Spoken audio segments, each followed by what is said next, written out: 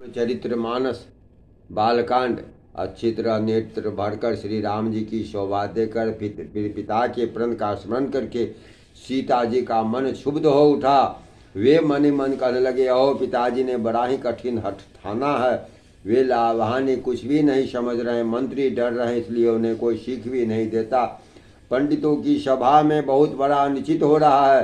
कहाँ तो व्रत से भी कठोर धनुष और कहाँ ये कोमल शरीर श्याम सुंदर। हे विधाता, मैं हृदय में किस तरह धीरज धरूं।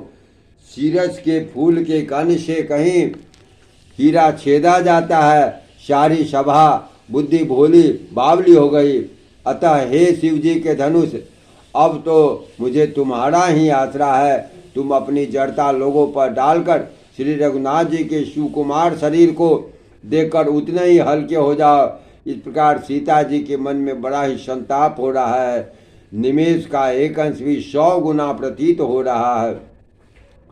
प्रभु श्री रामचंद्र जी को देखकर फिर पृथ्वी की ओर देखती हुई सीता जी के चंचल नेत्र इस प्रकार सुशोभित हो रही हैं, मानो चंद्रमंडल रूपी डोल में कामदेव की 2 मछलियां खेल रही हो। सीता जी की वाणी रूपी भ्रमरी को उनके मुखरी की कमल ने रोक रखा है। लाज रूपी रात्रि को देखकर वह प्रकट नहीं हो रही। नेत्रों का जल आंखों के कोने में ही रह जाता है, जैसे बड़े भारे कंजूस का सोना कोने में गड़ा रह जाता है। अपनी बड़ी व्याकुलता जानकर सीता जी सकचा गई और धीरज धरकर हृदय में विश्वास ले आई। यदि तन मन और वचन से मेरा प्रेम प्रण सच्चा है तो श्री रघुनाथ जी के चरण कमलों में मेरा चित्त वास्तव में अनुरक्त है। तो सबके हृदय में निवास करने वाले भगवान श्री रघु श्रेष्ठ श्री रामचंद्र जी की दासी अवश्य बनेंगे।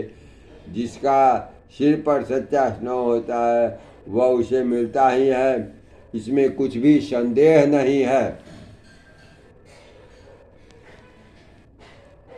प्रभु की ओर देखकर सीता जी ने शरीर के द्वारा प्रेम ठान लिया, अर्थात यह निश्चय कर लिया यह शरीर उन्हीं का होकर रहेगा या रहेगा ही नहीं।